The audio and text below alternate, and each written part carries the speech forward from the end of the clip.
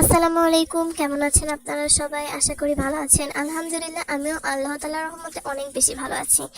আজকে আমি দেখাবো একদম পারফেক্টভাবে চিতই পিঠা তৈরির সবচেয়ে সহজ রেসিপি। যে রেসিপিটা আপনারা ফলো করলে চিতই পিঠা একদম পারফেক্ট হবে।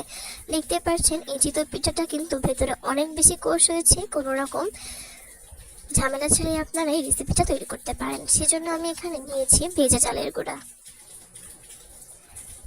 আপনারা চাইলে কিন্তু শুকনো চালের গুঁড়া দিয়েও করতে পারেন। এখন আমি এখানে দিয়ে দিচ্ছি অল্প একটু চিনি।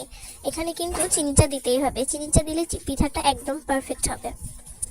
আর দিয়ে দিচ্ছি লবণ। চিনি এবং লবণ দিয়ে আমি এটাকে একটু মিশিয়ে নিচ্ছি হাত দিয়ে। এই তো যখন মেশানো হয়ে যাবে সেই পর্যায়ে আমি এখানে দিয়ে দিচ্ছি পানি। পানিটা দিয়ে আমি এখানে এটাকে ভালোভাবে নেড়ে চেড়ে কিছুক্ষণ মিশিয়ে নেব। আমি কিন্তু সম্পূর্ণ পানি দিব না, অল্প অল্প করে পানি দিয়ে এভাবে মিশিয়ে নিচ্ছি। এখন একটা ব্যাটার তৈরি করে নিচ্ছি। এখানে হালকা কুসুম গরম পানি ব্যবহার করতে হবে।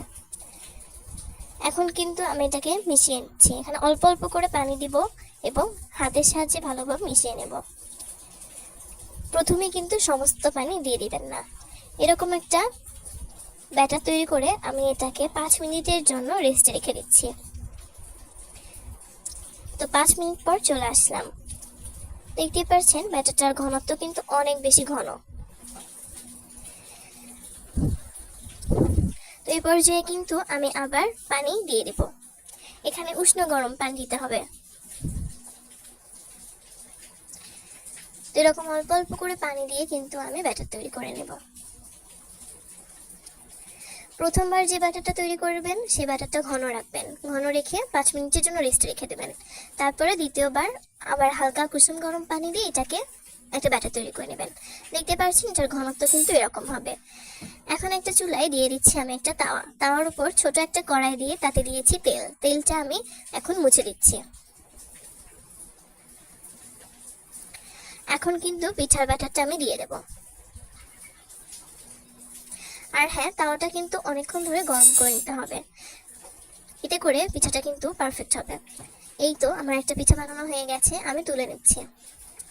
এইভাবে পিঠা তৈরি করলে কিন্তু অসংখ্য ছিদ্র হবে আর ভিতরে কিন্তু অনেক কোষ দেখা যাবে আর একদম পারফেক্ট হবে, খেতে কিন্তু ভীষণ মজার হবে। আর এইভাবে পিঠা তৈরি করলে দুধে কিন্তু খুব সহজেই নিমেষে ভিজে যাবে। আর দেখতে পাচ্ছেন পিছনের কালারটা কেমন। এভাবে কিন্তু একে একে সবগুলো পিঠা তৈরি করে নিতে হবে।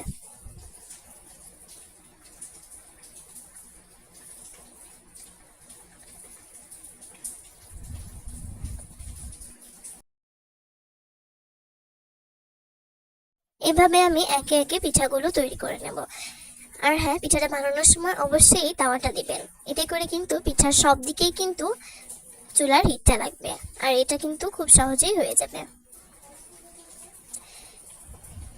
যারা একদম পিঠা বানাতে পারেন না তারা কিন্তু এই রেসিপিটা দেখে পিঠা নিমেষেই তৈরি করতে পারবেন। এভাবে পিঠা বানিয়ে দেখবেন এবং কমেন্ট করে জানাবেন পিঠাটা কেমন হয়েছে।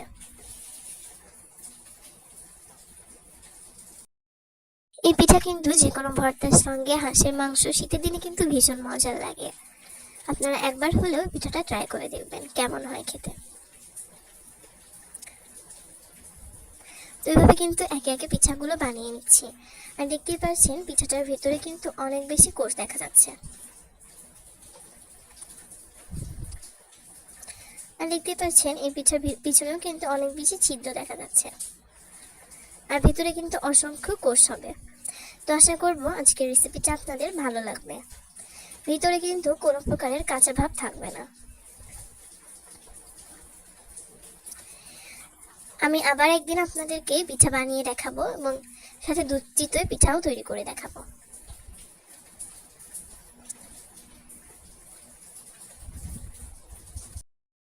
আজকের মতো এই পর্যন্তই। আশা করব ভালো লেগেছে আজকের রেসিপিটি। নতুন কোনো ভিডিওতে নতুন রেসিপি নিয়ে হাজির হয়ে যাব।